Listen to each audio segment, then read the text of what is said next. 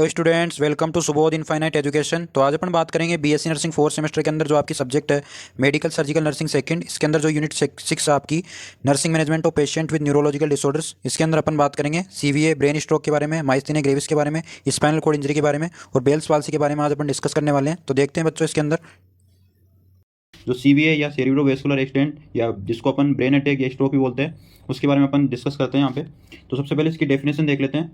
ये सेरिब्रोवेस्कुलर एक्सीडेंट या सीवीए is an ischaemic stroke और ब्रेन अटैक। जो सीवीए होता है उसको अपन इस्चेमिक स्ट्रोक बोलते हैं और ब्रेन अटैक भी इसको अपन बोलते हैं। Is a sudden loss of brain function resulting from a disruption of the blood supply to a part of the brain. CVA के अंदर देखने को क्या मिल रहा है कि जो है ब्रेन के फंक्शन है उसके अंदर लॉस हो रहा है। क्यों हो रहा है लॉस? क्योंकि जो ब्लड सप्लाई है, जो ब्रेन के अंदर जो ब्लड सप्लाई है वो प्रॉपर तरीके से नहीं हो पा रही है। इससे जो है ब्रेन के अंदर जो प्रॉपर फंक्शनिंग होनी चाहिए वो उसका लॉस देखने को मिल रहा है। इसको अपन बोलेंगे सेरिब्रोवेस्कुलर एक्सीडेंट या सीवीए। समझ में आ गया आपके सीवीए क्या होता है? सीवीए के अंदर कुछ भी नहीं, आपको याद रखना है कि इसके अंदर जो है ब्रेन के फंक्शन के अंदर लॉस देखने को मिल रहा है, सडन लॉस देखने को मिल रहा है। क्यों देखने को मिल रहा है? क्योंकि जो ब्लड सप्लाई है जो ब्रेन के पार्ट के अंदर होनी चाहिए उसके अंदर डिसरप्शन देखने को मिल रहा है। उसकी वजह से क्या है, जो ब्रेन का फंक्शन होना चाहिए उसके अंदर लॉस देखने को मिल रहा है। ठीक है, अब बात करेंगे अपन क्लासिफिकेशन या टाइप्स की कि जो स्ट्रोक है आपका वो सीवीए है वो कितने टाइप का होता है। तो इसको अपन ने टू क्लासिफिकेशन के अंदर डिवाइड किया है। फर्स्ट नंबर पे आपका इस्केमिक स्ट्रोक और सेकंड नंबर पे हेमरेजिक स्ट्रोक। स्ट्रोक का मीन्स ही क्या होता है? Brain attack.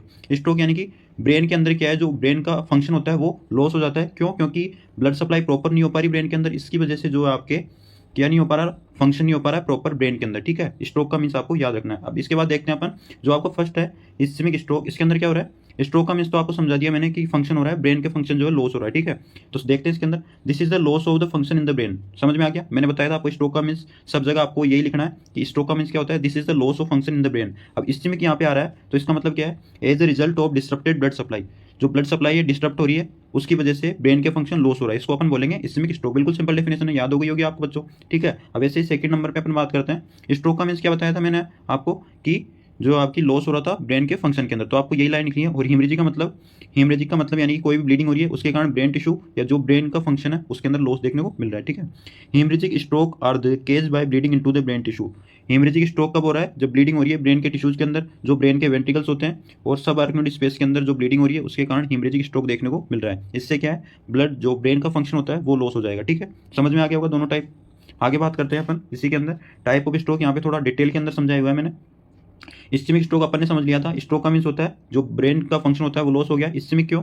इस्केमिक बोल रहे हैं अपन क्योंकि जो ब्लड की सप्लाई होती है ब्रेन के अंदर वो क्या हो रही है, डिस्टर्ब हो रही है, एक तरह से प्रॉपर नहीं हो पा रही, उसको अपन बोल रहे हैं इस्केमिक। ठीक है, इसके टू टाइप्स होते हैं, थ्रोम्बोटिक स्ट्रोक और एम्बोलिक स्ट्रोक। ठीक है, थ्रोम्बोटिक यानी कि caged bye blood clot forming with in A cerebral artery. जो सेरिब्रल आर्टरी होती है जो ब्लड सप्लाई करती है आपकी सेरिब्रम को, उसके अंदर क्या है, ब्लड क्लॉट फॉर्मेशन हो रहा है। इससे प्रॉपर जो ब्रेन का फंक्शन है वो नहीं हो पा रहा है, लॉस हो गया ब्रेन के फंक्शन के अंदर, इसको अपन बोलेंगे थ्रोम्बोटिक स्ट्रोक। ठीक है, थ्रोम्बस यानी कि ब्लड क्लॉट। ठीक है, एम्बोलिक का क्या होता है? Embolic stroke caused by blood clot और other material travelling from another part of the body to the brain. इसके अंदर क्या हो रहा है, ब्लड क्लॉट का फॉर्मेशन तो हो रहा है और कोई भी मटेरियल है जो अनदर पार्ट यानी कि लंग्स से यानी कि किसी भी बॉडी पार्ट से कहाँ पे जा रहा है, अपने ब्रेन के थ्रू, ब्रेन के पास, वहाँ पे जाके क्या कर रहा है, ब्रेन के अंदर जो आपकी प्रॉपर ब्लड सप्लाई है उसको एक तरह से क्लॉट का फॉर्मेशन कर रहा है। उससे जो ब्लड के फंक्शन, जो ब्रेन का फंक्शन होना चाहिए वो प्रॉपर नहीं हो पा रहा है, इसको अपन बोलेंगे एम्बोलिक स्ट्रोक। ठीक है बच्चों, नेक्स्ट अपन बात करेंगे सेकंड नंबर पर अपन ने बात करी थी हेमरेजिक स्ट्रोक। इसके अंदर हेमरेजिंग क्यों बोला है अपन ने इसको? क्योंकि ब्लीडिंग के कारण स्ट्रोक देखने को मिल रहा है। ब्लीडिंग के कारण जो ब्रेन का फंक्शन है उसके अंदर लॉस देखने को मिल रहा है। ठीक है बच्चों,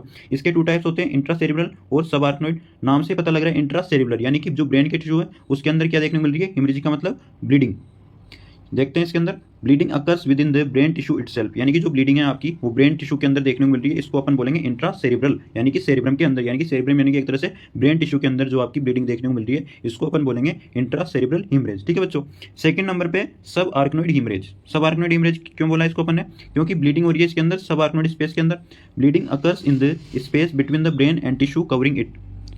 जो ब्रेन को कवर करते हैं उसके टिश्यूज के अंदर और ब्रेन के अंदर जो स्पेस होता है यानी कि उसको सब आर्कनोइड स्पेस बोलते हैं, उसके अंदर ब्लीडिंग देखने को मिल रही है, इसलिए अपन इसको बोल रहे हैं सब आर्कनोइड हीमरेज। बिल्कुल नाम से ही क्लियर है, सिंपल डेफिनेशन है, नाम से याद रखना है। इंट्रासेरिब्रल का मतलब सेरिब्रम या ब्रेन टिश्यू के अंदर ब्लीडिंग देखने को मिल रही है, सब आर्कनोइड हीमरेज का मतलब है सब आर्कनोइड स्पेस के अंदर ब्लीडिंग देखने को मिल रही है। ठीक है बच्चों, इसके बाद एक थर्ड टाइप का स्ट्रोक भी होता है, ट्रांजिएंट इस्केमिक स्ट्रोक, जिसको अपन TIA के नाम से जानते हैं। इसके अंदर क्या होता है, टेम्परेरी पीरियड ऑफ सिम्टम्स दिखते हैं, यानी कि इसके अंदर टेम्परेरी पीरियड सिम्टम्स दिखते हैं, यानी कि थोड़े समय के लिए ही दिखते हैं, similar to those of the stroke, जो एक स्ट्रोक के सिमिलर होते हैं but lasting only a few minutes, लेकिन वो कुछ ही मिनट के लिए होते हैं, and typically not causing permanent damage, और इसके अंदर परमानेंट डैमेज देखने को नहीं मिलता है। लेकिन जो इस्केमिक स्ट्रोक होता है और हेमरेजिक स्ट्रोक होता है, इसके अंदर परमानेंट डैमेज देखने को मिलता है, जो ब्रेन का फंक्शन है उसके अंदर लॉस देखने को मिलता है, क्योंकि ये जो इस्केमिक स्ट्रोक और हेमरेजिक स्ट्रोक है वो मेजर स्ट्रोक है, इनके अंदर मेजर सिम्टम देखने को मिलते हैं। ठीक है बच्चों, आगे अपन बात करते हैं ईटियोलॉजी के बारे में कि जो ब्रेन स्ट्रोक है वो आ क्यों रहा है, क्यों सीवीए देखने को मिल रहा है, तो इसके बारे में देखते हैं। The cause of CVA depend on type, जो सीवीए का कारण है वो किस पर डिपेंड कर रहा है, टाइप पर। फर्स्ट नंबर पे अपन ने देखा था इस्केमिक स्ट्रोक और सेकंड नंबर पे अपन ने देखा था हेमरेजिक स्ट्रोक। तो इस्केमिक स्ट्रोक क्यों देखने को मिलता है, इसका कारण है फर्स्ट नंबर पे एथेरोस्क्लेरोसिस। एथेरोस्क्लेरोसिस यानी कि किसी भी जो फैटी प्लेक होता है, फैटी टिश्यू का जो है एक तरह से क्या हो जाता है, वहाँ पे जमा हो जाता है, उसकी वजह से स्ट्रोक आने के चांस रहते हैं। सेकंड नंबर पे एम्बोलिज्म यानी कि ब्लड क्लोट का फॉर्मेशन हो गया, जो किसी भी ऑर्गन से ब्रेन तक पहुंच गया, तो वहाँ पे क्लोटिंग हो गई। क्लोटिंग हो गई तो क्या होगा, ब्रेन का फंक्शन प्रॉपर नहीं हो पाएगा, क्योंकि वहाँ पे जो क्लोटिंग हुई उसकी वजह से ऑक्सीजन की सप्लाई जो है डिस्टर्ब हो रही है। ऑक्सीजन की सप्लाई डिस्टर्ब होगी तो ब्रेन को ऑक्सीजन नहीं मिल पाएगी, ब्रेन को अगर ऑक्सीजन नहीं मिल पाएगी तो ब्रेन प्रॉपर फंक्शन नहीं करेगा और ब्रेन डेथ भी हो सकती है। ठीक है बच्चों, समझ में आ गया। थर्ड नंबर पे अपन चलते हैं थ्रोम्बोसिस। थ्रोम्बोसिस में क्या हो रहा है, क्लोट का फॉर्मेशन तो यहाँ पे होगा, लेकिन यहाँ पे जो है किसी भी ऑर्गन से जो है आपकी क्लोट का, तो अपन बात कर रहे थे थ्रोम्बोसिस। थ्रोम्बोसिस में क्या हो रहा है, क्लोट का फॉर्मेशन तो देखने को मिलेगा, लेकिन यहाँ पे क्या है, जो क्लोट है वो किसी भी ऑर्गन के थ्रू नहीं आएगा, जो क्लोट है वो आपके डायरेक्ट ब्रेन के अंदर ही देखने को मिलेगा। इससे क्या है, जो ब्रेन का फंक्शन है वो लॉस होएगा, क्योंकि क्लोट का फॉर्मेशन हो गया। ठीक है, इसके बाद नेरोइंग। नेरोइंग का मतलब जो भी आर्टरीज होती है आपकी, जो ब्लड सप्लाई कर रही है ब्रेन को, जैसे सेरेब्रल आर्टरी होती है, उसके अंदर नेरिंग देखने मिल रही है, यानी कि जो है वो नेरो हो गई है, उसकी वजह से प्रॉपर ब्लड सप्लाई नहीं हो रही है। जो अगर प्रॉपर ब्लड सप्लाई नहीं होगी तो ब्रेन को प्रॉपर ऑक्सीजन नहीं मिलेगी, न्यूट्रिशन नहीं मिलेगा। अगर न्यूट्रिशन नहीं मिला या प्रॉपर ऑक्सीजन नहीं मिलेगी तो ब्रेन की जो है डेथ हो जाएगी। ठीक है बच्चों, इसके बाद इन्फेक्शन या इन्फ्लामेशन की वजह से भी इस्केमिक स्ट्रोक देखने को मिल सकता है। कोई भी इन्फेक्शन हो गया, कोई भी बैक्टीरियल इन्फेक्शन हो सकता है, वायरल इन्फेक्शन हो सकता है, उसकी वजह से इन्फ्लामेशन हो गया, वहाँ पे स्वेलिंग देखने को मिलेगी, तो उसकी वजह से आपको इस्केमिक स्ट्रोक देखने को मिल सकता है। ठीक है, सेकंड नंबर पे अपन देखते हैं इटियोलॉजी इस्केमिक जो हेमरेजिक स्ट्रोक की। ये जो हेमरेजिक स्ट्रोक आपकी ब्लीडिंग के कारण जो स्ट्रोक यानी कि ब्रेन के फंक्शन के लॉस देखने को मिल रहा है, वो उसके क्या क्या कारण हो सकते हैं, क्या क्या केज है उसके। इसके अंदर सबसे पहले हाइपरटेंशन, यानी कि जो बीपी है आपकी, वो इसके अंदर आपकी इंक्रीज देखने को मिलेगी। कितनी, 140/90 mm ऑफ Hg। हाइपरटेंशन के कारण क्या होएगा, हाइपरटेंशन के कारण हेमरेजिक स्ट्रोक हो रहा है। हाइपरटेंशन से कैसे रिलेट करेंगे अपन, हाइपरटेंशन होएगा तो जो आपका इंट्रा ओकुलर प्रेशर जो आपका इंक्रीज हो रहा है। क्यों हो रहा है इंट्राओकुलर प्रेशर, हाइपरटेंशन की वजह से। हाइपरटेंशन के अंदर इंट्राओकुलर जो प्रेशर होता है, इंट्राओकुलर नहीं सॉरी इंट्राक्रेनियल प्रेशर जो होता है आईसीपी, वो इंक्रीज हो रहा है, इसकी वजह से हाइपरटेंशन देखने को मिल रहा है। सेकंड नंबर पे ट्रॉमा, कोई भी इंजरी हो गई ब्रेन के अंदर, ट्रॉमा हो गया, उसकी वजह से आपको हेमरेजिक स्ट्रोक देखने को मिल रहा है, क्योंकि ब्लीडिंग होगी, ब्लीडिंग से होगी तो ब्लड सप्लाई प्रॉपर नहीं हो पाएगी ब्रेन को। अगर ब्लड सप्लाई प्रॉपर नहीं हुई ब्रेन को तो क्या देखने को मिलेगा, जो आपकी प्रॉपर ऑक्सीजन की सप्लाई नहीं हो पाएगी। अगर प्रॉपर ऑक्सीजन की सप्लाई नहीं हो पाई तो ब्रेन की डेथ हो जाएगी। इसके बाद है कोगुलेशन डिसऑर्डर्स, कोई भी कोगुलेशन डिसऑर्डर हो गया, उसकी वजह से ब्लीडिंग अगर नहीं हो पा रही है, ब्लीडिंग अगर हो गई है तो उसकी वजह से भी आपको हेमरेजिक स्ट्रोक देखने को मिल सकता है। ठीक है बच्चों, तो समझ में आ गया होगा आपको। सबसे पहले अपन ने डेफिनेशन देखी, इसके बाद अपन ने टाइप्स देखे। टाइप्स में बिल्कुल सिंपल है, इस्केमिक स्ट्रोक, हेमरेजिक स्ट्रोक। इसके बाद इसके अंदर अलग से अपन ने डिटेल में देखा है, इस्केमिक स्ट्रोक 2 टाइप के होते हैं, थ्रोम्बोटिक और एम्बोलिक। इसके बाद हेमरेजिक स्ट्रोक 2 टाइप्स के होते हैं, इंट्रासेरेब्रल हेमरेज, सबआर्कनोइड हेमरेज। इसके बाद ट्रांजिएंट इस्केमिक स्ट्रोक होता है, जो इसको अपन मिनी स्ट्रोक भी बोल सकते हैं एक तरह से। इसके बाद ईटियोलॉजी के कारण की बात करी अपन ने। ठीक है, इसके बाद अपन देखते हैं रिस्क फैक्टर।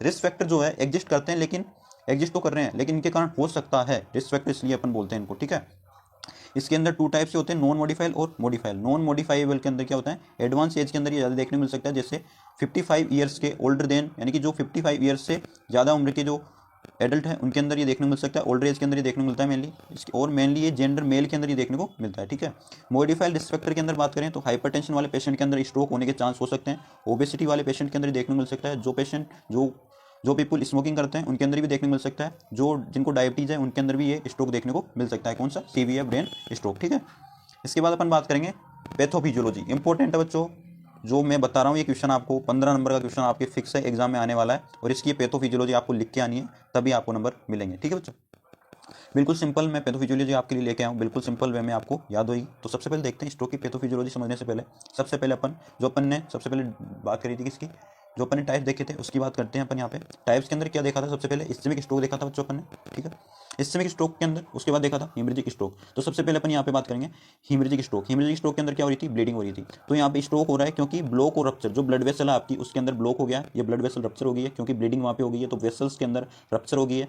वेसल्स के अंदर रप्चर होगी तो ब्लड सप्लाई प्रॉपर नहीं हो पाएगी ब्रेन के अंदर। जैसे ब्लड सप्लाई प्रॉपर नहीं हुई तो ब्रेन का फंक्शन लॉस होएगा, ब्रेन का फंक्शन लॉस होएगा तो ब्रेन की डेथ हो जाएगी और स्ट्रोक देखने को मिलेगा। ठीक है, फर्स्ट नंबर आपको समझ में आ गया होगा स्ट्रोक, इसके अंदर ब्लॉक और रप्चर हो रहा है ब्लड वेसल्स का।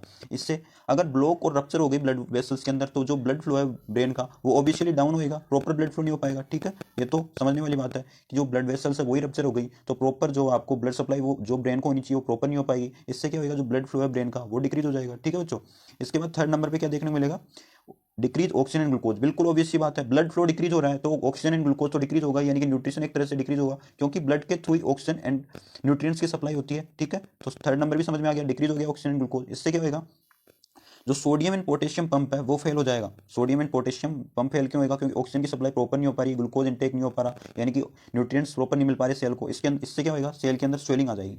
ठीक है बच्चों, इससे क्या होगा, फिफ्थ नंबर पे free radicals and inflammation. Free radicals क्या होते हैं, ये एक हार्मफुल मॉलिक्यूल्स होते हैं जो अपनी सेल को डैमेज करते हैं। इसके लिए अपन को एंटीऑक्सीडेंट लेने चाहिए जो फ्री रेडिकल्स को क्या करते हैं, एक तरह से प्रोटेक्शन का काम करते हैं। ठीक है, फ्री रेडिकल्स क्यों आए, क्योंकि सेल के अंदर स्वेलिंग हुई। क्यों ये स्वेलिंग, क्योंकि जो सोडियम पोटेशियम पंप है वो फेल हो गया। क्यों हुआ वो फेल, क्योंकि प्रॉपर ऑक्सीजन और ग्लूकोज का इंटेक नहीं मिल पा रहा सेल के अंदर।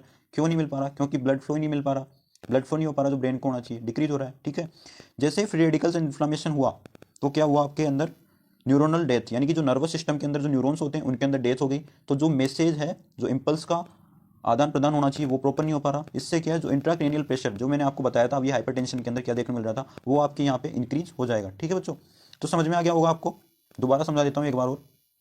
देखो क्या देखने को मिल रहा है, सबसे पहले स्ट्रोक यानी कि ब्लॉक और रप्चर, यानी कि जो ब्लड वेसल्स आपकी उसके अंदर ब्लॉक हो जाएगी या तो या रप्चर हो जाएगी, इससे स्ट्रोक होएगा। ठीक है, सेकंड नंबर पे जैसे ही ब्लड वेसल रप्चर हुई या ब्लॉकेज हुआ तो ब्लड फ्लो ब्रेन को प्रॉपर नहीं हो पाएगा, डिक्रीज हो जाएगा ब्लड फ्लो। डिक्रीज जैसे ही ब्लड फ्लो हुआ, ब्लड फ्लो का कनेक्शन किससे, ऑक्सीजन एंड ग्लूकोज से, यानी कि न्यूट्रिशन से एक तरह से, क्योंकि ब्लड के साथ ही ये जो ऑक्सीजन है वो सप्लाई होती है अपनी बॉडी के अंदर सब जगह। तो डिक्रीज हो जाएगी ऑक्सीजन एंड ग्लूकोज, यानी कि एनर्जी फेलियर एक तरह से देखने को मिलेगा, ब्रेन को प्रॉपर ऑक्सीजन नहीं मिल पाएगी, यानी न्यूट्रिशन नहीं मिल पाएंगे। इससे क्या है, ब्रेन के अंदर डेथ हो जाएगी, एनर्जी फेलियर होगा। ठीक है, इससे क्या होगा, सोडियम पोटेशियम पंप है वो फेल हो जाएगा, इससे सेल के अंदर स्वेलिंग देखने को मिलेगी। इससे क्या होगा, जो फ्री रेडिकल्स और इन्फ्लामेशन देखने को मिलेगा। फ्री रेडिकल्स क्या होते हैं, हार्मफुल मॉलिक्यूल्स होते हैं जो अपनी सेल को डैमेज करते हैं, ब्रेन सेल को डैमेज करेंगे और वहाँ पे इन्फ्लामेशन करेंगे। ठीक है, उसके बाद क्या होगा, न्यूरोनल डेथ, जो नर्वस सिस्टम के अंदर जो न्यूरॉन्स होते हैं उनकी डेथ होगी। उससे क्या होगा, जो क्रेनियल प्रेशर होता है वो आपकी इंक्रीज हो जाएगा। जैसे इंट्राक्रेनियल प्रेशर हुआ इसका सीधा रिलेशन है हाइपरटेंशन आपकी इंक्रीज हो गया। ठीक है बच्चों, तो समझ में आ गई होगी आपको सिंपल पैथोफिजियोलॉजी से, सिंपल पैथोफिजियोलॉजी कोई आपको नहीं बता सकता। ठीक है बच्चों, आगे बात करते हैं अपन क्लिनिकल मैनिफेस्टेशन के बारे में कि क्या क्या साइन एंड सिम्टम्स देखने को मिलेंगे स्ट्रोक वाले पेशेंट के अंदर, सीवीए वाले पेशेंट के अंदर। फर्स्ट नंबर पे है सडन नमनेस और वीकनेस ऑफ फेस, यानी कि नमनेस देखने को मिलेगी एक तरह से और वीकनेस देखने को मिलेगी फेस के अंदर। ठीक है, कंफ्यूज हो जाएगा पेशेंट, कंफ्यूजन देखने को मिलेगा, उसके अंदर कुछ भी याद नहीं रहेगा एक तरह से। विजुअल डिस्टर्बेंस, यानी देखने के अंदर भी उसको डिस्टर्बेंस होएगा। उसके बाद डिफिकल्टी इन वॉकिंग, यानी कि चलने में भी उसको डिफिकल्टी रहेगी। उसके बाद सीवियर हेडेक उसके अंदर देखने को मिलेगा, सिरदर्द उसके अंदर देखने को मिलेगा सीवियर।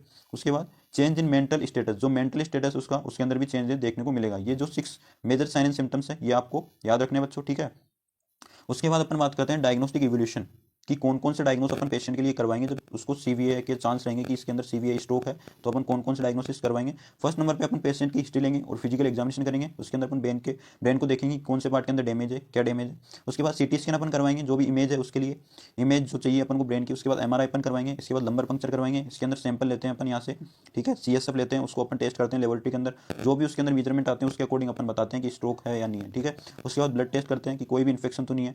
उसके बाद अल्ट्रासाउंड करते हैं।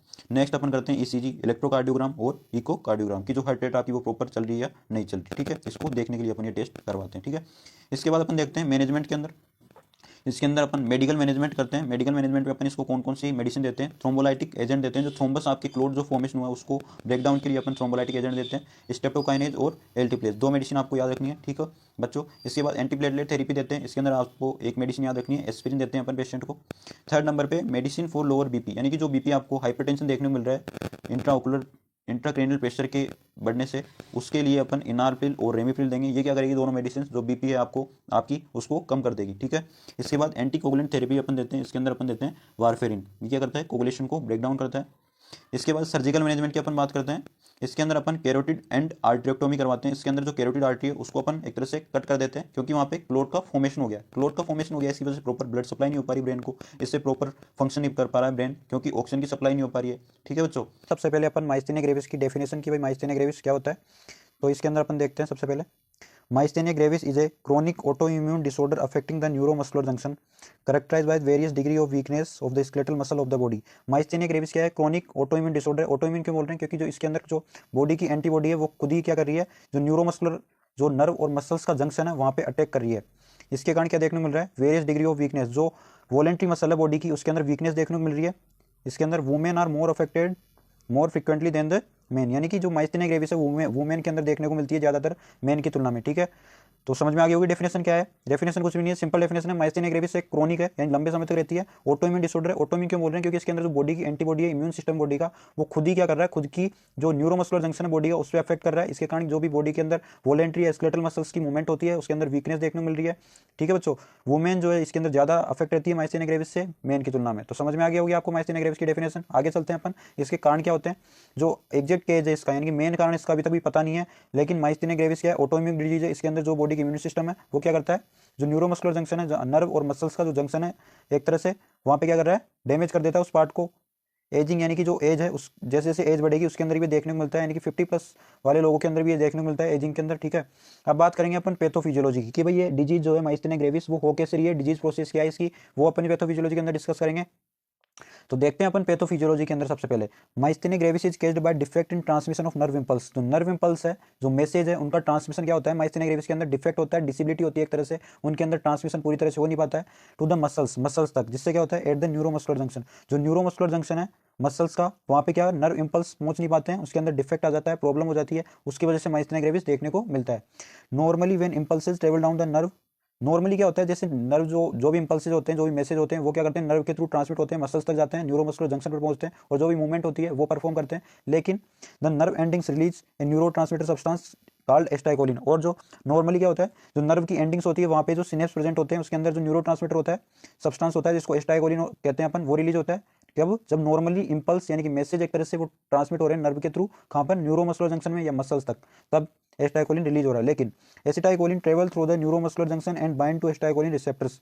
एस्टाइकोलिन क्या करेगा, ट्रेवल करेगा न्यूरोमस्कुलर जंक्शन के थ्रू, और एस्टाइकोलिन से रिसेप्टर से बाइंड हो जाएगा, एक तरह से जुड़ जाएगा, which are activated and generate muscle contraction, जो क्या करेगा, एक्टिवेट होएगा और क्या करेगा, मसल्स कॉन्ट्रेक्शन के रिस्पॉन्सिबल है यहाँ पे एस्टाइकोलिन। ठीक है, लेकिन माइस्थेनिया ग्रेविस के अंदर क्या हो रहा है, इन माइस्थेनिया ग्रेविस एंटीबॉडी ब्लॉक, जो एंटीबॉडीज है एस्टाइकोलिन की, वो ब्लॉक हो जाएगी, अल्टर हो जाएगी एक तरह से, और डेस्ट्रो कर देगी रिसेप्टर फॉर एस्टाइकोलिन, जो एस्टाइकोलिन के रिसेप्टर है वो क्या हो जाएंगे, डैमेज हो जाएंगे, डेस्ट्रॉय हो जाएंगे, नष्ट हो जाएंगे, कहाँ पर, एट द न्यूरोमस्कुलर जंक्शन पर, which prevent the muscle contraction from occurring, यानी कि जिससे क्या है, जो मसल कॉन्ट्रेक्शन देखने को मिल रहा था नॉर्मल कंडीशन अपन को, वो मसल कॉन्ट्रेक्शन नहीं होएगा, क्योंकि जो एंटीबॉडीज थी, किसकी एंटीबॉडीज, जो एस्टाइकोलिन की एंटीबॉडी थी, वो ब्लॉक हो गई किसके अंदर, माइस्थेनिया ग्रेविस के अंदर, जिससे जो एस्टाइकोलिन के रिसेप्टर है वो क्या हो जाएंगे, डेस्ट्रॉय हो जाएंगे, कहाँ पर, न्यूरोमस्कुलर जंक्शन पर। जैसे ही न्यूरोमस्कुलर जंक्शन पर एस्टाइकोलिन के रिसेप्टर ब्लॉक हुए, डेस्ट्रॉय हुए, उससे क्या जो मसल कॉन्ट्रेक्शन नॉर्मल कंडीशन में अपन को देखने को मिल रहा था, वो मसल कॉन्ट्रेक्शन नहीं होगा। जैसे ही मसल कॉन्ट्रेक्शन नहीं होगा, यानी कि नर्व इंपल्स भी नहीं आएंगे। नर्व इंपल्स क्यों नहीं आ रहे हैं, क्योंकि जो एस्टाइकोलिन के रिसेप्टर है ब्लॉक हो गए हैं। समझ में आ गया होगा आपको पैथोफिजियोलॉजी माइस्थेनिया ग्रेविस की। आगे अपन बात करते हैं, देखो ये है नॉर्मल न्यूरोमस्कुलर जंक्शन। इस पे क्या हो रहा है, नॉर्मल न्यूरोमस्कुलर जंक्शन के अंदर एस्टाइकोलिन रिलीज हो रहा है, न्यूरॉन जो सिनेप्स है उसके अंदर एस्टाइकोलिन के रिसेप्टर पर बाइंड हो रहा है, और जो भी सिग्नल्स है, जो भी मैसेज है, इंपल्सेज है, वो ट्रेवल डाउन हो रहे हैं किसके थ्रू, एस्टाइकोलिन के थ्रू। लेकिन न्यूरोमस्कुलर जंक्शन इन माइस्थेनिया ग्रेविस के अंदर क्या देखने को मिल रहा है, जो आपके ट्रांसमिशन रेड्यूस हो रहा है। ट्रांसमिशन रेड्यूस क्यों हो रहा है, क्योंकि जो एंटीबॉडीज है वो ब्लॉक हो रहे हैं, किसके रिसेप्टर के, एस्टाइकोलिन रिसेप्टर के जो एंटीबॉडीज है, जो रिसेप्टर है वो ब्लॉक हो रहे हैं किसके द्वारा, एंटीबॉडीज के द्वारा, क्योंकि एंटीबॉडीज फॉर्मेशन हो गया यहाँ पे किसके अंदर, सिनेप्स के अंदर, जिससे जो ट्रांसमिशन है नर्व इंपल्स का वो पूरी तरह से नहीं हो पा रहा है, और न्यूरोमस्कुलर जंक्शन पर जो है एस्टाइकोलिन डेस्ट्रॉय हो जाएगा, एंटीबॉडीज डेस्ट्रॉय कर देंगे, उससे जो है माइस्थेनिया ग्रेविस आपको देखने को मिलेगा। ठीक है बच्चों, आगे अपन बात करते हैं कि क्या क्या साइन एंड सिम्टम्स देखने को मिलेंगे माइस्थेनिया ग्रेविस के अंदर। फर्स्ट नंबर पे प्रोसेस देखने को मिलेगा, यानी कि ड्रॉपिंग आईलिड्स, यानी जो आपकी आई है वो आपकी एक तरह से ड्रॉप होगी। ठीक है, ओकुलर मसल्स इसके अंदर इन्वॉल्व रहेगी, डिप्लोपी यानी कि डबल विजन, यानी कि एक ही चीज को आप डबल डबल दिखेगी आपको, होर्स की वॉइस हो जाएगी। ठीक है, उसके बाद वीकनेस देखने को मिलेगी फेस की मसल्स के अंदर और थ्रोट की मसल्स के अंदर। वल्वर सिम्टम्स देखने को मिलेंगे इसके अंदर, जनरलाइट वीकनेस देखने को मिलेगी आपको, एक थकान होगी, वीकनेस देखने को मिलेगी फेशियल मसल्स के अंदर, जिससे क्या होगा, result in the blend facial expression, यानी कि जो फेशियल एक्सप्रेशन है वो आपको देखने को मिलेंगे, नहीं देखने को मिलेंगे, न्यूट्रल रहेगा एक तरह से facial expression. Difficulty in chewing, यानी कि जो भी फूड पार्टिकल्स आप कोई भी चबाओगे तो उसके अंदर डिफिकल्टी आएगी, डिस्फेजिया आएगी, यानी कोई भी जो भी फूड पार्टिकल्स आप निगलोगे उसके अंदर आपको डिफिकल्टी देखने को मिलेगी। तो ये आ गए आपके sign and symptoms myasthenia gravis के। ये आपके प्रोसेस यानी कि ड्रॉपिंग आईलिड, इसके अंदर जो आईलिड्स आपकी इस तरह से आपको देखने को मिलेगी, बिल्कुल झुकी हुई और थोड़ा सा इतना खुली हुई। ठीक है बच्चों, तो समझ में आ गया होगा आपको टोसिस क्या होता है। इसके बाद डायग्नोस्टिक इवोल्यूशन, यानी कि जो माइस्थेनिया ग्रेविस का पेशेंट है उसके अंदर अपन कौन कौन से डायग्नोसिस करेंगे। फर्स्ट नंबर पे अपन इंजेक्शन लगाएंगे उसके एड्रोफेनियम में टेंसिलोन का, is use to confirm the diagnosis यानी कि माइस्थेनिया ग्रेविस कंफर्म करने के लिए अपन एड्रोफेनियम में टेंसिलोन का इंजेक्शन देंगे, जिसकी जो डोज होती है 1 से 2 mg होती है, लेकिन इन्फेंट के अंदर अपन देते हैं अपन 0.2 mg और आईवी रूट के द्वारा यानी इंट्राविनस। एट्रोपिन अपन देंगे, atropine should be available to control the side effect of edrophonium, जो एड्रोफिनियम है उसके साइड इफेक्ट को रोकने के लिए अपन एड्रोफिनियम देंगे। कौन कौन साइड इफेक्ट हो सकते हैं, ब्रेडिकार्डिया हो सकता है, हार्ट रेट जो है इसके अंदर below the 60 beat per minute हो सकती है, स्वीटिंग हो सकती है और क्रैम्पिंग वहाँ पे देखने को मिल सकती है। सकती है। टेस्ट के अंदर अपन सीरम एनालिसिस कराएंगे एसिटाइकोलिन के रिसेप्टर के लिए कि एसिटाइकोलिन के अंदर कोई एंटीबॉडीज तो ब्लॉक नहीं है। इसके बाद ईएमजी करवाएंगे, इलेक्ट्रोमायोग्राफी, जो इलेक्ट्रिकल पोटेंशियल है मसल सेल्स का उसको मेजर करने के लिए। एमआरआई स्कैन अपन करवाएंगे इसके अंदर, मैग्नेटिक रेजोनेंस इमेजिंग, ठीक है। नेक्स्ट अपन बात करते हैं मेडिकल मैनेजमेंट की, कौन कौन सी मेडिसिन अपन देंगे माइस्थेनिया ग्रेविस वाले पेशेंट के अंदर। फर्स्ट नंबर पे management is directed eight improving functions through the administration of anticholinergic medications. First number पर अपन देंगे एंटीकोलिनर्जिक मेडिकेशन। ये क्या करेंगी, जो भी एंटीबॉडीज है उसको क्या करेगी, रिमूव और reducing and removing circulating antibody. जो भी एसिटाइकोलिन के जो भी विरुद्ध जो भी एंटीबॉडीज बनी है उसको रिमूव और कम करने के लिए अपन देंगे सबसे पहले एंटीकोलिनर्जिक मेडिकेशन, ठीक है। एंटीकोलिनर्जिक ड्रग्स के अंदर आती है ब्रोमाइड या मेसिटोन, इसके बाद पायरोडिस्टिगमाइन, नियोएक्स्टिमाइन, ब्रोमाइड, इसके अंदर पायरोडिस्टिगमाइन। एंटीकोलिनर्जिक ड्रग क्या करती है, ब्लॉक करती है एक्शन ऑफ एंजाइम एंटीकोलिनर्जिक। जो एंटीकोलिनर्जिक ड्रग अपन दे रहे हैं जैसे पायरोडिस्टिगमाइन, ये क्या करेगी, जो भी एसिटाइकोलिन के ड्रग, जो भी एसिटाइकोलिन का एंजाइम है, जो भी एंटीबॉडीज बने हैं उसको ब्लॉक करने का काम करेगी, thereby producing the symptomatic improvement. इससे क्या है, जो भी सिम्टोमेटिक जो भी सिम्टम देख रहे हैं उसके अंदर इंप्रूवमेंट देखने को मिलेगा। प्रेडनिसोन इंजेक्शन, प्रेडनिसोन जो है मेडिसिन अपन देते हैं, ये use to suppress the autoimmunity, यानी कि ऑटो इम्यूनिटी एक्टिविटी जो भी इम्यून सिस्टम बॉडी पर इफेक्ट कर रहा है यानी कि डिस्ट्रॉय कर रहा है उसको कम करने के लिए, सप्रेस करने के लिए अपन देंगे प्रेडनिसोन। उसके बाद एनएसएआईडी अपन देंगे, नॉन स्टेरॉइडल एजियोथायरोपिन, इम्यूनोसप्रेसेंट्स अपन देंगे, इसके अंदर इम्यून देंगे, सच एज साइक्लोफॉस्फेमाइड भी अपन देंगे इसके अंदर, is use to suppress autoimmune activity. Autoimmune activity को कम करने के लिए अपन ये देंगे इसके अंदर एजियोथायरोपिन और साइटोटॉक्सिन्स, ठीक है बच्चों। तो इसके बाद अपन बात करेंगे नेक्स्ट जो है medical nursing management. Nursing management यानी कि नर्स नर्स का क्या रोल है इसके अंदर, नर्स क्या मैनेजमेंट करेगी। फर्स्ट नंबर पे provide schedule educate resting period, यानी फॉर द क्लाइंट, यानी कि जो भी क्लाइंट है उसको रेस्टिंग पीरियड जो है वो शेड्यूल करेगी, उसके लिए टाइमली मैनेज करेगी, उसको time according to chart manage करेगी, किस टाइम पेशेंट को रेस्ट की आवश्यकता है वो सारी। उसके बाद लिमिट इमोशनल और physical stressful activities as it could aggravate the symptoms. जो भी इमोशनल और फिजिकल स्ट्रेसफुल एक्टिविटीज है उसको कम करने पड़ेंगी, लिमिट करनी पड़ेगी, क्योंकि जो सिम्टम्स है वो अगर फिजिकल इमोशनल एक्टिविटीज आपकी बढ़ी तो उसके कारण सिम्टम्स वो आपके ज़्यादा देखने को मिलेंगे, ठीक है। Expose client to quiet and peaceful environment, यानी कि जो क्लाइंट है उसको क्वाइट और पीसफुल एनवायरमेंट में अपन रखेंगे, free from the extreme temperature, यानी कि ज़्यादा टेम्परेचर से अपन उसको पेशेंट को दूर लेके जाएंगे, ठीक है। Assist client in basic needs and daily activities, eating, moving around etcetera, यानी कि जो भी क्लाइंट की डेली बेसिक नीड्स है उनको अपन फॉलो करेगी नर्स। कौन कौन सी, जैसे ईटिंग है, मूविंग अराउंड यानी चारों तरफ घुमाना उसको, ये सारी जो भी एक्टिविटीज है वो सारी नर्स फॉलो करेगी। पहले अपन बात करते हैं इसकी डेफिनेशन की कि भाई स्पाइनल कॉर्ड इंजरी होती क्या है, तो देखते हैं। सबसे पहले spinal cord injury is a damage to the spinal cord that result in a loss of motor function, sensory function और autonomic function below the level of injury. Spinal cord injury का मतलब है जो स्पाइनल कॉर्ड है आपकी वो damage हो जाती है। स्पाइनल कॉर्ड जो है वो आपका सेंट्रल नर्वस सिस्टम, यानी कि जो नर्वस सिस्टम है आपके उसके दो पार्ट होते हैं, एक तो होता है सेंट्रल नर्वस सिस्टम यानी कि सीएनएस और एक होता है आपके पीएनएस यानी कि peripheral nervous system. Central nervous system के भी दो पार्ट होते हैं, एक तो होता है आपके ब्रेन और एक होता है spinal cord. Peripheral nervous system में आपके नर्व्स आती है जो पेरिफेरी से निकलती है, ठीक है बच्चों। तो जो स्पाइनल कॉर्ड इंजरी है वो देखने को मिलती है किसके अंदर, spinal cord injury is the damage to the spinal cord. इसके अंदर क्या होता है, स्पाइनल कॉर्ड इंजरी के अंदर स्पाइनल कॉर्ड डैमेज हो जाता है जो आपके किसका पार्ट होता है, सीएनएस का, ठीक है। That result is a loss of motor function, जो मूवमेंट रिलेटेड फंक्शन होते हैं, जो भी बॉडी के अंदर मूवमेंट होती है वो लॉस हो जाती है उसके अंदर, वो जो मोटर फंक्शन है उसके अंदर लॉस देखने को मिलता है। जो भी सेंसरी फंक्शन है वो लॉस हो जाते हैं, और जो ऑटोनॉमिक फंक्शन है यानी कि जैसे हार्ट रेट हुआ, ब्रीथिंग हुआ, आपके डाइजेशन हुआ, ब्लड प्रेशर हुआ, इनके अंदर जो ऑटोनॉमी फंक्शन है ये क्या हो जाते हैं, loss below the level of injury. जहाँ पे स्पाइनल कॉर्ड जो है डैमेज हुई है उसके जो भी नीचे के जो भी पार्ट होते हैं स्पाइनल कॉर्ड के, वहाँ पे ये इंजरी देखने को मिलती है, ठीक है। उसके सारे फंक्शंस लॉस हो जाते हैं। Cervical and lumbar vertebrae are the most common sites. जो सर्वाइकल और लंबर वर्टिब्री होती है आपके वो इसके अंदर मोस्ट अफेक्टेड देखने को मिलती है स्पाइनल कॉर्ड इंजरी के अंदर, ठीक है। Spinal cord trauma is serious and sometimes fatal. जो स्पाइनल कॉर्ड ट्रोमा है एक सीरियस है और कभी कभी ये फेटल यानी कि एक तरह से जानलेवा भी हो सकता है, ठीक है। तो समझ में आ गया होगा आपको डेफिनेशन के बारे में, एक बार और रिपीट कर लेते हैं। Spinal cord injury is a damage to the spinal cord, यानी कि स्पाइनल कॉर्ड इंजरी के अंदर जो स्पाइनल कॉर्ड है सेंट्रल नर्वस सिस्टम का पार्ट वो डैमेज हो जाता है, जिससे क्या होता है, जो मोटर फंक्शन है, मूवमेंट रिलेटेड फंक्शन वो लॉस हो जाते हैं, सेंसरी फंक्शन लॉस होते हैं, और जो ऑटोनॉमी फंक्शन है वो क्या हो जाते हैं, लॉस हो जाते हैं। सर्वाइकल और लंबर वर्टिब्री इसके अंदर मोस्ट कॉमन साइट है जो अफेक्टेड होती है स्पाइनल कॉर्ड इंजरी के अंदर। स्पाइनल कॉर्ड इंजरी जो एक तरह से या ट्रॉमा जो है सीरियस है और समटाइम्स फेटल यानी कि जानलेवा हो सकता है कभी कभी ये, ठीक है। आगे चलते हैं अपन, इसके अंदर देखते हैं अपन विप्लेस इंजरी देखने को मिलती है इसके अंदर स्पाइनल कॉर्ड इंजरी। विप्लेस इंजरी क्या होती है, विप्लेस इंजरी का मतलब जैसे अपन जब ड्राइविंग कर रहे हैं तो उस टाइम जो है अगर एक्सीडेंट हुआ है तो अपनी जो हेड जो है वो आगे की तरफ आएगी, ठीक है। तो उसके कारण जो हाइपर एक्सटेंशन और हाइपर फ्लेक्शन देखने को मिलेगा जो आपकी सर्वाइकल रीजन है, सर्वाइकल स्पाइन है उसके अंदर, उसके कारण विप्लेस इंजरी आपको देखने को मिलेगी, ठीक है बच्चों। तो आगे चलते हैं अपन cause of spinal cord injury की बात कर लेते हैं कि क्या क्या कारण हो सकते हैं स्पाइनल कॉर्ड इंजरी के। फर्स्ट नंबर पे इसके अंदर ट्रोमेटिक एज यानी कि कोई भी ट्रॉमा होगा उसकी वजह से कोई भी एक्सीडेंट हो सकते हैं इसके अंदर, मोस्ट कॉमन है ये। फर्स्ट नंबर पे इसके अंदर फॉल्स यानी कोई भी जो इंसान है वो अगर गिर गया है कहीं से भी तो उसके अंदर स्पाइनल कॉर्ड इंजरी हो सकती है। स्पोर्ट्स से इंजरी यानी खेलते टाइम।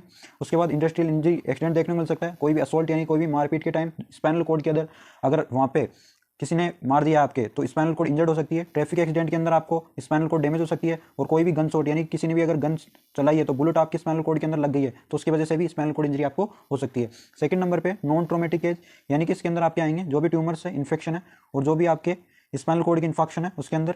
फर्स्ट नंबर पे इसके अंदर स्पाइनल कॉर्ड के अंदर कोई भी ट्यूमर हो गया है। सेकंड नंबर पे इन्फेक्शन हो गया कोई भी, जैसे ट्यूबरकुलोसिस हो गया है, मेनिंजाइटिस, एंटेरोवायरस लाइक पोलियो वायरस के थ्रू इन्फेक्शन हो गया है, मल्टीपल स्क्लेरोसिस हो गया है, स्पाइनल कॉर्ड के अंदर इन्फेक्शन हो गया है यानी कि ब्लड सप्लाई जो वहाँ की नहीं मिल पा रही है प्रॉपर। डीजनरेटिव डिजीज हो गई है जैसे सर्वाइकल स्पॉन्डाइलिस माइलोपैथी। आगे बात करेंगे क्या होती है डीजनरेशन, यानी किसी भी पार्ट के अंदर जो अफेक्ट हो गया, जैसे कोई बॉडी पार्ट आपका, जैसे नर्व अफेक्ट हो गई, कोई भी बॉडी का पार्ट जैसे बोन्स अफेक्ट हो गई, ये सारी डीजनरेटिव डिजीज के अंदर आपके आती है। ठीक है, आगे बात करते हैं डीजनरेटिव डिजीज सर्वाइकल माइलोपैथी क्या होती है। एक ऐसी condition is a condition that is caused by the related release change to the bone, यानी कि इसके अंदर क्या है, जो बोन के अंदर लिगामेंट्स जो डिस्क है आपकी नेक की वो क्या होती है उसके अंदर चेंजेस देखने को मिलते हैं। This can sometimes cause pressure on the spinal cord, इससे क्या है जो भी स्पाइनल कोड है उस पर प्रेशर पड़ता है। प्रेशर पड़ेगा तो जो भी स्पाइनल कोड के फंक्शंस हैं, जो भी नर्व्स है वो सारी अफेक्ट होगी। ठीक है, which can affect function of nerve, जो आपकी जो भी स्पाइनल कोड की फंक्शन है, जो भी नर्व है, जो भी स्पाइनल कोड से निकलती है आपके, वो क्या होगी नर्व के अंदर फंक्शन अफेक्ट होंगे। ठीक है, आगे बात करते हैं अपन क्लासिफिकेशन की बात कर लेते हैं कि जो स्पाइनल कोड इंजरी आपकी एससीआई मतलब स्पाइनल कोड इंजरी, उसको क्लासिफाई कितने टाइप्स होते हैं उसकी अपन यहाँ बात करेंगे। फर्स्ट नंबर पे बेस्ड ऑन सीवियरिटी, यानी कि सीवियरिटी के आधार पर अपन ने बांटा है इसको स्पाइनल कोड इंजरी को टू टाइप्स के अंदर। फर्स्ट नंबर पे कंप्लीट स्पाइनल कोड इंजरी और सेकंड नंबर पे incomplete spinal cord injury. First number पे अपन बात करते हैं कंप्लीट स्पाइनल कोड इंजरी की। इसके अंदर क्या होता है, नो सेंसरी और motor function below the level of injury, यानी कि जहाँ पे आपकी इंजरी हुई है स्पाइनल कोड के अंदर उसके अंदर क्या देखने को मिलेगा, सेंसरी फंक्शन और जो भी motor function movement related function है वो क्या वो देखने को नहीं मिलेंगे, यानी मूवमेंट अफेक्ट होगी और जो भी सेंसरी फंक्शन है वो अफेक्ट होगी किसके अंदर, कंप्लीट स्पाइनल कोड इंजरी के अंदर। इनकम्प्लीट स्पाइनल कोड इंजरी की बात करते हैं, इसके अंदर क्या होगा, सम प्रिजर्व सेंसरी एंड और motor functions below the level of injury. यहाँ पे जो है सेंसरी कुछ जो प्रिजर्व है यानी कि पहले से जो स्थित है वो सेंसरी और मोटर फंक्शंस क्या है वो देखने को मिलेंगे लेवल ऑफ इंजरी है जहाँ से इंजरी हुई है। लेकिन कंप्लीट स्पाइनल कोड इंजरी के अंदर सेंसरी और मूवमेंट फंक्शन बिल्कुल ही नहीं देखने को मिलेंगे। लेकिन इनकम्प्लीट के अंदर क्या हो रहा है, सेंसरी कुछ जो प्रिजर्व्ड है पहले से जो स्थित है सेंसरी और मोटर फंक्शन वो देखने को मिलेंगे। ठीक है, तो आपको पता लग गया होगा इन दोनों में क्या मेजर डिफरेंस है। सेकंड नंबर पे based on level of injury, injury के जो लेवल है उसके बेसिस पर अपन ने क्लासिफाई किया है स्पाइनल कोड इंजरी को। फर्स्ट नंबर पे अगर सर्वाइकल रीजन के अंदर, सर्वाइकल वर्टिब्रा के अंदर आपके इंजरी हुई है, यानी कि C1 से जो C8 तक आपके सर्वाइकल रीजन होता है, सर्वाइकल वर्टिब्रा होता है, इसके अंदर आपकी इंजरी हो रही है तो क्या होगा, इसको अपन बोलेंगे क्वाड्रिप्लेजिया या टेट्राप्लेजिया। इसके अंदर क्या होता है, अफेक्ट होती है जो आपकी आर्म्स है, ट्रंक यानी कि एब्डोमिनल कैविटी और लेग्स आपके अफेक्ट होते हैं। सेकंड नंबर पे थोरेसिक रीजन जो आपके T1 से लेकर T12 तक होता है, इसके अंदर पेरिप्लेजिया देखने को मिलता है। पेरिप्लेजिया अपन आगे बात करेंगे क्या होता है, अफेक्ट होता है इसके अंदर ट्रंक और लेग्स यानी कि एब्डोमिनल कैविटी और लंग्स। थर्ड नंबर पे लंबर रीजन जो L1 से लेकर L5 तक होता है आपके, इसके अंदर भी पेरिप्लेजिया होता है लेकिन इसके अंदर जो है लोअर लिम्ब अफेक्ट होते हैं मेनली।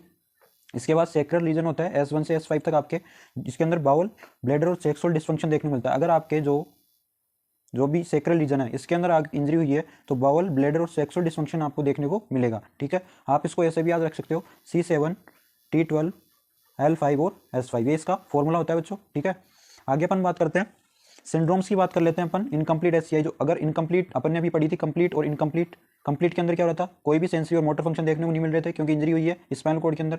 लेकिन इनकम्प्लीट के अंदर क्या हो रहा था, जो भी कुछ प्रिजर्व्ड सेंसरी और मोटर फंक्शन है वो देखने को मिल रहे थे। तो अपन बात कर रहे हैं जो इनकम्प्लीट स्पाइनल कोड इंजरी है उसके सिंड्रोम्स के बारे में, यानी कि मल्टीपल डिजीज अगर एक साथ देखने को मिल रही है तो उसको अपन बोलेंगे सिंड्रोम्स। ठीक है, फर्स्ट नंबर पे central cord syndrome, central cord syndrome also known as central cervical cord syndrome. इसके अंदर क्या हो रहा है, इसको अपन सेंट्रल सर्वाइकल कोड सिंड्रोम क्यों बोल रहे हैं, क्योंकि इसके अंदर जो है मेनली सर्वाइकल रीजन के अंदर जो आपके इंजरी देखने को मिल रही है। It is the most common form है इनकम्प्लीट स्पाइनल कोड इंजरी का, क्योंकि इसके अंदर क्या हो रहा है, जो प्रिजर्व्ड सेंसरी और मोटर फंक्शन तो देखने को मिल रहे हैं लेकिन कंप्लीट के अंदर कोई भी प्रिजर्व, कोई भी सेंसरी और मोटर फंक्शन देखने को नहीं मिल रहे हैं। इसके अंदर क्या होगा, लॉस होगी मोटर पावर का लेकिन इनकम्प्लीट लॉस होगा। जो मोटर मूवमेंट रिलेटेड फंक्शन है आपके वो लॉस होंगे लेकिन जो है लॉस कैसे होंगे, इनकम्प्लीट। ठीक है, सेकंड नंबर पे अपन बात करेंगे एंटीरियर कोड सिंड्रोम के बारे में। एंटीरियर कोड सिंड्रोम क्या होता है बच्चों, anterior code syndrome is an incomplete code syndrome. Anterior code syndrome को भी अपन बोलेंगे इनकम्प्लीट क्योंकि अपन पढ़ रहे हैं इनकम्प्लीट स्पाइनल कोड इंजरी के सिंड्रोम। ठीक है, that predominantly affect the anterior 2/3 of the spinal code. जो आपकी स्पाइनल कोड है उसका जो 2/3 रीजन है वो इसके अंदर अफेक्ट होगा एंटीरियर कोड सिंड्रोम के अंदर, characteristically resulting in motor paralysis below the level of lesion.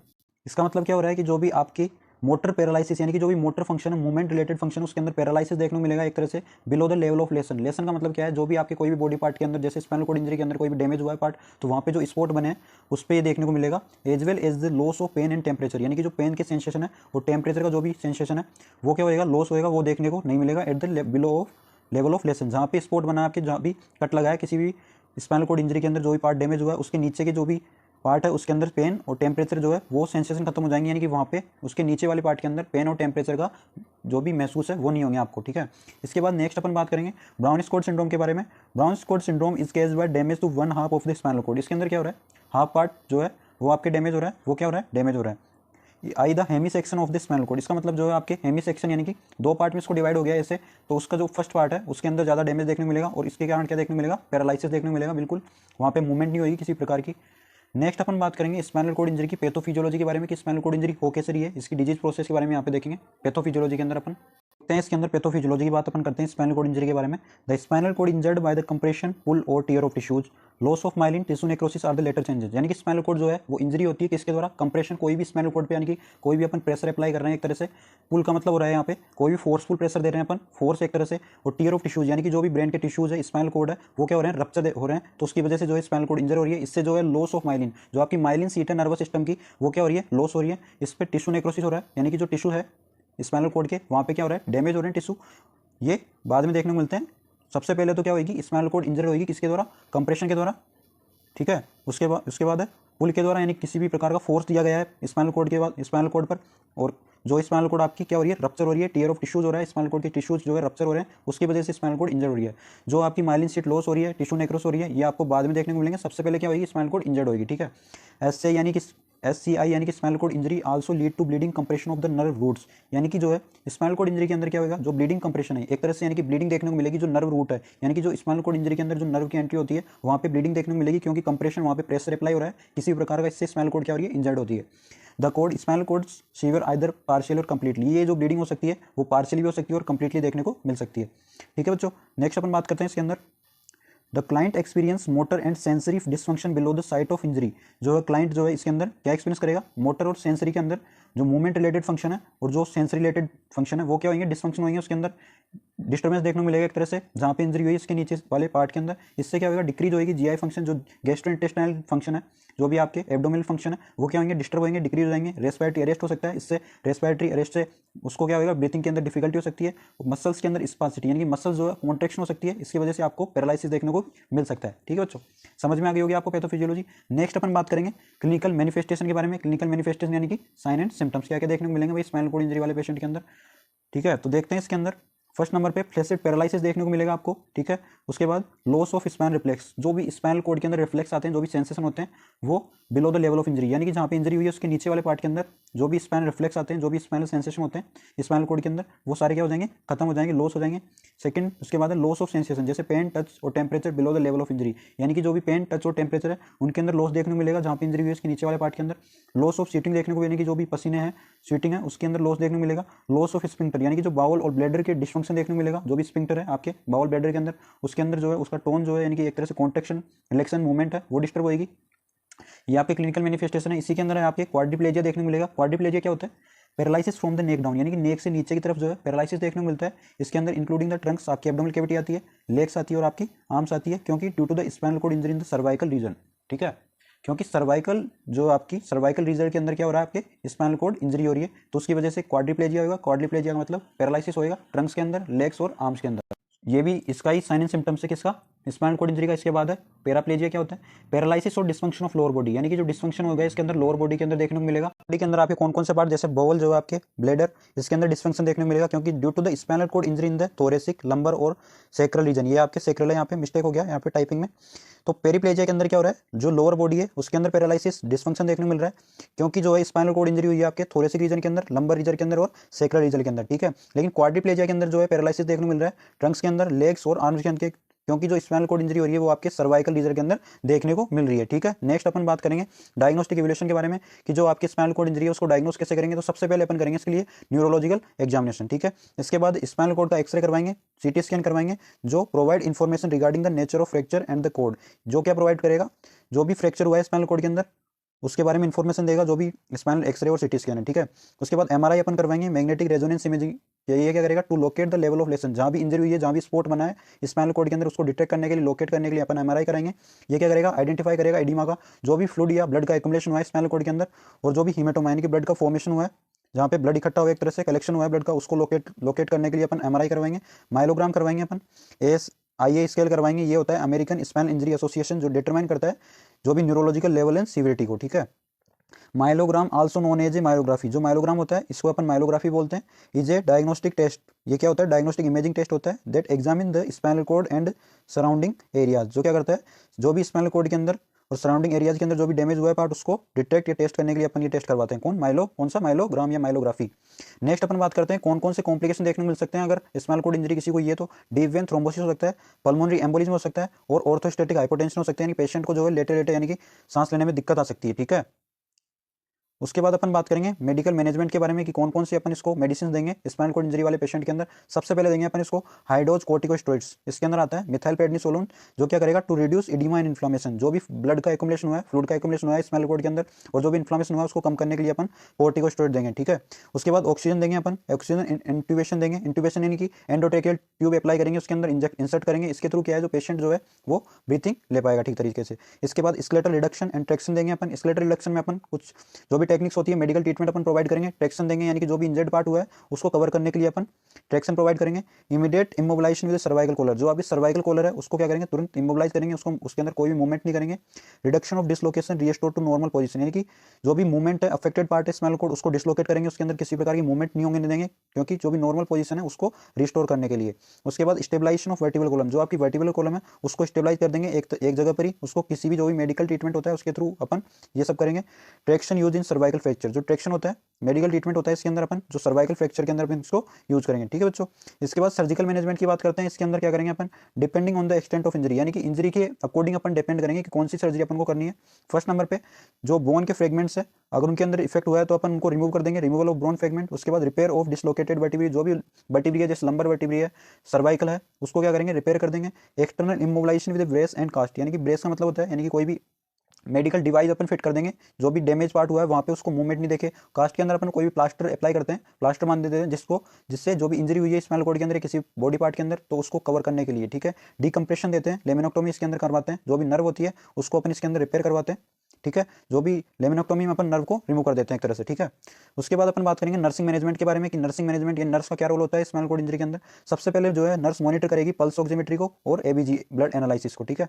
Clear bronchial and pharyngeal secretion, जो भी ब्रोंकियस के अंदर जो भी सिक्रेशन आते हैं, फेरिंग्स के अंदर जो भी सिक्रेशन उनको रिमूव करने का काम कौन करेगी, नर्स। चेस्ट फिजियोथेरेपी करेगी। ब्रीथिंग एक्सरसाइज के अंदर नर्स का इंपॉर्टेंट रोल होता है। Educate hydration, assess for sign of respiratory infection, कोई भी रेस्पिरेटरी इन्फेक्शन अगर पेशेंट को तो उसके लिए जो भी साइन एंड सिम्टम्स है वो असेस करेगी। इंटूबेट वेंटिलेट करेगी पेशेंट को, एंडोट्रेकियल ट्यूब अप्लाई करेगी, उसके अंदर इंसर्ट करेगी, उसके थ्रू जो पेशेंट है वो क्या करेगा आपके ब्रीथिंग ले पाएगा। उसके बाद maintain proper alignment at all time, जो भी बॉडी का अलाइनमेंट है बॉडी की पोजीशन है वो मेंटेन करने का काम किसका है, नर्स का। रिपोजिशन फ्रिक्वेंटली, उसको बार बार जो है रिपोजिशन करना है, यानी कि रिपोजिशन क्यों करना है अपन को, उसकी पोजीशन चेंज क्यों करनी है, क्योंकि बेड सोर जो है उसको उससे प्रिवेंट करने के लिए, ठीक है। Prevent foot drop wear shoes, यानी कि फुट जो है अगर उसके अंदर अफेक्टेड है फुट आपके पैर तो उसके लिए आपको क्या है शूज जो है आपको पहनने हैं, ठीक है। Prevent external rotation of the hip joint, जो हिप जॉइंट्स अगर उसके अंदर आपको इफेक्ट है तो उसको जो रोटेशन है उसके अंदर आपको प्रिवेंशन रखना है, ठीक होती है। सबसे पहले अपन इसके अंदर बात करेंगे बेल्स पाल्सी के अंदर डेफिनेशन की कि भाई डेफिनेशन क्या होती है बेल्स पाल्सी की। तो सबसे पहले अपन इसके अंदर देखते हैं बेल्स पाल्सी यानी कि फेशियल पैरालिसिस, जो है आपकी फेशियल मसल्स है उसके अंदर पैरालिसिस देखने को मिलता है। Is a केस्ड by the unilateral inflammation of the seventh cranial nerve, जो आपकी सेवंथ क्रेनियल नर्व होती है यानी कि जो फेशियल नर्व होती है उसके अंदर क्या है इन्फ्लामेशन देखने को मिलता है। यूनिलेटरल इन्फ्लामेशन का मतलब यानी कि एक साइड इसके अंदर जो आपका फेस है उसके अंदर एक साइड ही आपका इन्फ्लामेशन देखने को मिलता है, विच रिजल्ट इन वीकनेस और paralysis of the facial muscle on the affected side. इससे क्या होता है जैसे इन्फ्लामेशन हुआ आपके एक साइड यानी यूनिलेटरल इन्फ्लामेशन देखने को मिला, इससे क्या है वीकनेस और पैरालिसिस देखने को मिलेगा किसके अंदर फेशियल मसल्स के अंदर ऑन द अफेक्टेड साइड, यानी कि जो फेस है आपका उसके अंदर यूनिलेटरल इन्फ्लामेशन देखने को मिलेगा एक साइड, उसके बाद क्या देखने को मिलेगा फेशियल पैरालिसिस होएगा एक साइड ही इसके अंदर, ठीक है बच्चों। तो समझ में आ गई होगी आपको डेफिनेशन, दोबारा मैं बता देता हूँ क्या होती है बेल्स पाल्सी। बेल्स पाल्सी क्या है फेशियल पैरालिसिस, यानी कि जो आपका फेस है इसके अंदर पैरालिसिस देखने को मिलेगा, बॉडी में आपको कहीं भी पैरालिसिस नहीं होगा लेकिन जो फेशियल मसल्स है फेस है आपका उसके अंदर पैरालिसिस होएगा, ठीक है। किसके कारण होता है, is caused by the unilateral inflammation of the seventh cranial nerve, जो आपकी सेवंथ नंबर की क्रेनियल नर्व है उसको अपन फेशियल नर्व भी बोलते हैं बच्चों। उसके अंदर क्या है यूनिलेटरल इन्फ्लामेशन देखने को मिलेगा। यूनिलेटरल इन्फ्लामेशन का मतलब यूनिलेटरल यानी कि एक तरफ ही जो फेस के अंदर है उसके अंदर इन्फ्लामेशन देखने को मिलेगा, ठीक है। विच रिजल्ट इन वीकनेस और paralysis of the facial muscle on the affected side, जिससे क्या है जो अफेक्टेड साइड है यानी कि जो फेस की एक तरफ क्या है वीकनेस और पैरालिसिस देखने को मिलेगा जो आपकी फेशियल मसल्स है उनके अंदर, ठीक है। तो समझ में आ गई होगी आपको डेफिनेशन क्या है बेल्स पाल्सी की, ठीक है बच्चों। नेक्स्ट अपन बात करते हैं, देखो ये आपके फेस है इसके अंदर जो है एक साइड ही देखो साइड ऑफ फेस जो है अफेक्टेड बेल्स पाल्सी, यानी कि जो एक साइड है वही अफेक्टेड हो रही है इसके अंदर बेल्स पाल्सी के अंदर, और बॉडी के अंदर कहीं भी इफेक्ट नहीं होता है इसके अंदर बेल्स पाल्सी के अंदर। बेल्स पाल्सी के अंदर याद रखनी है आपको 7th क्रेनियल नर्व इंपेयरमेंट होती है, क्योंकि जो 7th क्रेनियल नंबर है उसको अपन फेशियल नर्व भी बोलते हैं। इसके अंदर यूनिलेटरल इन्फ्लामेशन देखने को मिलता है। यूनिलेटरल का मतलब एक साइड ही आपको इन्फ्लामेशन देखने को मिलेगा, दूसरी साइड बिल्कुल ठीक है, उसके अंदर पैरालिसिस देखने को नहीं मिलेगा, ना ही वीकनेस देखने को मिलेगा। लेकिन जो एक साइड है उसके अंदर आपको इन्फ्लामेशन देखने को मिलेगा, जिसके कारण पैरालिसिस और वीकनेस देखने को मिलेगी किसके अंदर, फेशियल मसल्स के अंदर। ठीक है बच्चों, समझ में आ गया होगा डायग्राम से भी आपको। नेक्स्ट अपन बात करते हैं ईटियोलॉजी। ईटियोलॉजी यानी कि कारण क्या क्या है, बेल्स पाल्सी हो किस कारण रहा है। तो the exact cause is unknown, जो एग्जैक्ट केज है इसका वो तो अभी तक पता नहीं है।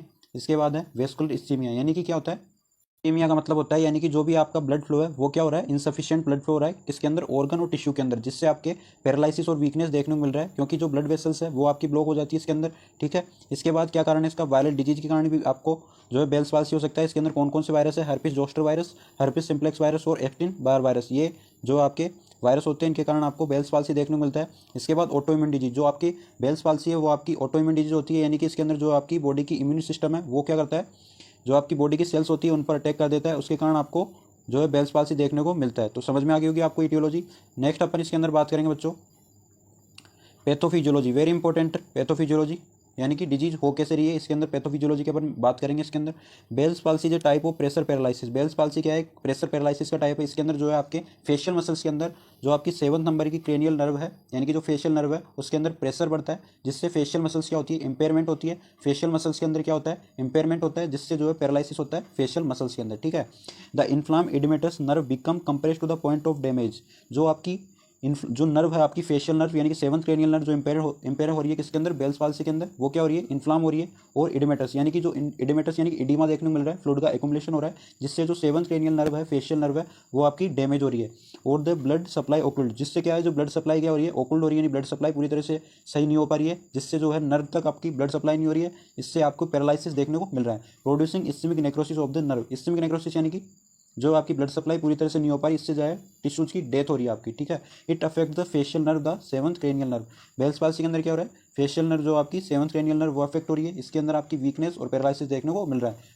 मेन ये याद रखना है आपको, फेशियल पैरालिसिस हो रहा है लेकिन वन साइड देखने को मिलेगा, यूनिलेटरल इन्फ्लामेशन देखने को मिलेगा, ये आपको मेनली याद रखना है इसके अंदर। ठीक है बच्चों, नेक्स्ट अपन बात करते हैं क्लिनिकल मैनिफेस्टेशन के बारे में कि क्या क्या साइन एंड सिम्टम्स देखने को मिलेंगे अपन को बेल्स पाल्सी के पेशेंट के अंदर। ठीक है, फर्स्ट नंबर पे the face is distorted from the paralysis of the facial muscles या ड्रूलिंग।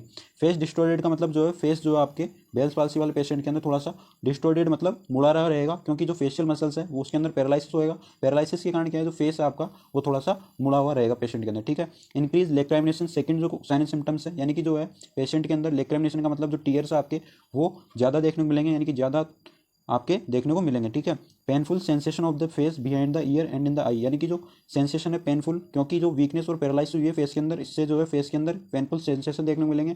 ईयर और आई के अंदर भी ये सेंसेशन देखने को मिल सकते हैं। ठीक है, उसके बाद स्पीच के अंदर आपकी डिफिकल्टी आएगी, जो भी आप बोलोगे तो उसके अंदर डिफिकल्टी आएगी, क्योंकि जो फेशियल मसल्स है उसके अंदर पैरालिसिस हो गया है, उसके अंदर वीकनेस हो गई है, उसके कारण आपको स्पीच या कुछ भी आप बोलोगे उसके अंदर डिफिकल्टी देखने को मिलेगी। ठीक है, उसके बाद inability to eat on the affected side due to the weakness और paralysis of the facial muscles, यानी कि आप कुछ भी अगर खाओगे तो उसके अंदर आपको इनेबिलिटी यानी कि एक तरह से एबिलिटी जो है डिस्टर्ब होगी, क्योंकि जो आपकी फेशियल मसल्स के अंदर पैरालिसिस हो गया, वीकनेस हो गई है, पैरालिसिस हो गया है फेशियल मसल के अंदर, तो कुछ भी आप खाओगे तो यानी कुछ भी आप जो भी इंटेक करोगे माउथ के द्वारा उसके अंदर आपको अफेक्टेड होगी।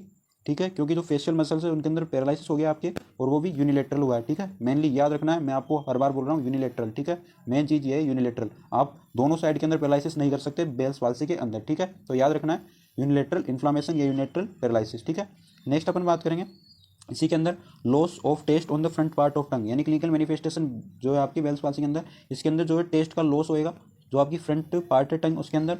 उसके बाद increase sensitivity to sound in one ear, जो सेंसिटिविटी होती है साउंड के प्रति वो एक ईयर के अंदर जो है बढ़ जाएगी आपकी। उसके बाद पेन और डिस्कम्फर्ट अराउंड द जो और बिहाइंड द ईयर, जो आपका जो होता है और ईयर होता है उसके पीछे की तरफ जो है पेन और डिस्कम्फर्ट आपको देखने को मिलेगा। अब बात करते हैं कौन कौन से कॉम्प्लिकेशन देखने को मिलेंगे इसके अंदर अपन को बेल्स पाल्सी के अंदर। फर्स्ट नंबर पे कॉर्नियल अल्सर, यानी कि जो आपका कॉर्निया होता है उसके अंदर अल्सर देखने को मिलेंगे। ब्लाइंडनेस हो सकती है इसके कारण आपको, यानी कि देख नहीं सकते पेशेंट। इम्पेयर्ड न्यूट्रिशन, यानी कि जो न्यूट्रिशन होता है उसके अंदर भी इंपेयरमेंट देखने को मिल सकता है। ठीक है बच्चों, नेक्स्ट अपन बात करेंगे कि जो बेल्स पाल्सी है उसको डायग्नोसिस कैसे करेंगे अपन, उसके बाद इसके अंदर डायग्नोस्टिक इवैल्यूएशन की बात करेंगे। फर्स्ट नंबर पे फिजिकल एग्जामिनेशन करेंगे अपन, इसके अंदर असेस करेंगे, assess the function of the facial nerve and sensation of the cornea. Physical examination के अंदर जो है फेशियल नर्व जो आपकी सेवंथ क्रेनियल नर्व, इसको असेस करेंगे, इसके फंक्शंस को अपन देखेंगे कि प्रॉपर वर्क कर रही है नहीं कर रही। इसके बाद जो कॉर्निया है आपकी, उसका सेंसेशंस को अपन असेस करेंगे, उसके फंक्शंस को अपन देखेंगे। अगर कॉर्निया के सेंसेशन के अगर कोई भी डिसेबिलिटी है तो उसके कारण आपको ब्लाइंडनेस देखने को मिल सकती है। उसके बाद electrophysiological testing to evaluate the potential sensory nerve action to perform function, यानी कि जो इलेक्ट्रोफिजियोलॉजिकल टेस्टिंग यानी कि जो इलेक्ट्रिकल सिग्नल्स होते हैं उनको अपन परफॉर्म करेंगे, क्योंकि जो सेंसरी नर्व है उसको देखने के लिए जो एक्शंस है वो परफॉर्म कर रही है नहीं कर रही। ठीक है, नेक्स्ट अपन बात करेंगे कि बेल्स पाल्सी के अंदर अपन मेडिकल मैनेजमेंट की कौन कौन से अपन जो है इसके अंदर मेडिसिन देंगे। फर्स्ट नंबर पे the objective of the treatment, यानी कि जो ट्रीटमेंट है उसका मेन ऑब्जेक्टिव क्या है, is to maintain the muscle tone of the face, यानी कि जो मसल्स की टोन होती है उसको मेंटेन करना है, क्योंकि फेस के अंदर क्या हो रहा है अपने का पैरालिसिस हो रहा है, वीकनेस देखने को मिल रही है। एंड टू प्रिवेंट और मिनिमाइज डिनर्वेशन, डिनर्वेशन का मतलब जो आपकी सेवंथ क्रेनियल नर्व है फेशियल नर्व, उसके अंदर क्या देखने को मिला है आपकी डिनर्वेशन, यानी कि एक तरह से इंपेयरमेंट देखने को मिला है, तो उसको क्या करना है अपन को प्रिवेंट करना है। यही ट्रीटमेंट का मेन ऑब्जेक्टिव है, मेन उद्देश्य है ट्रीटमेंट का। ठीक है, इसके अंदर अपन देंगे कोर्टिकोस्टेरॉइड थेरेपी, इसके अंदर मेनली ड्रग है prednisolone, is prescribe to reduce inflammation and prevent edema, जो आपके इन्फ्लामेशन हुआ है फेस के अंदर यूनिलेटरल इन्फ्लामेशन और जो आपकी स्वेलिंग देखने को मिली है फेस के अंदर, उसको प्रिवेंट करने के लिए अपन कोर्टिकोस्टेरॉइड थेरेपी देंगे। इसके अंदर मेनली अपन पेडनिसोलोन जो ड्रग आती है वो अपन पेशेंट को देंगे। It reduce vascular compression and permit restoration of blood supply to the nerve, ये क्या करेगी कोर्टिकोस्टेरॉइड ड्रग जो है आपकी पेडनिसोलोन, जो वेस्कुलर कंप्रेशन यानी जो वेसल्स के अंदर कंप्रेशन देखने को मिला है जिसके कारण जो ब्लड सप्लाई इंपेयरमेंट हुई है उसको क्या करेगा, ये कम करेगा। एंड जो ब्लड सप्लाई है नर्व के पास जो ब्लड सप्लाई जा रही है उसको रिस्टोर करेगा, इससे प्रॉपर ब्लड सप्लाई जाएगी नर्व के पास, इससे फेशियल पैरालिसिस थोड़ा सा कम देखने को मिलेगा। ठीक है, early administration of the corticosteroid therapy appear to diminish the severity of the disease, यानी कि जैसे ही अपन कोर्टिकोस्टेरॉइड थेरेपी को अगर जल्दी एडमिनिस्ट्रेट करेंगे तो जो सीवियरिटी है बेल्स पाल्सी की वो अपन को कम देखने को मिलेगी इसके अंदर, यानी कि ज़्यादा सीवियर पेशेंट नहीं होएगा। Relieving the pain and prevent denervation, यानी कि जो पेन है वो रिलीव होएगा उससे पेशेंट को, और जो डिनर्वेशन के मतलब यानी कि जो सेवंथ क्रेनियल नर्व है आपकी उसके अंदर इंपेयरमेंट देखने को मिल रहा है उसको भी अपन रोक सकते हैं, क्योंकि अपन कोर्टिकोस्टेरॉइड थेरेपी उसको अर्ली एडमिनिस्ट्रेशन दे रहे हैं, यानी कि जल्दी उसको फर्स्ट में ही अपन उसको क्या दे रहे हैं कोर्टिकोस्टेरॉइड थेरेपी। ठीक है बच्चों, तो आज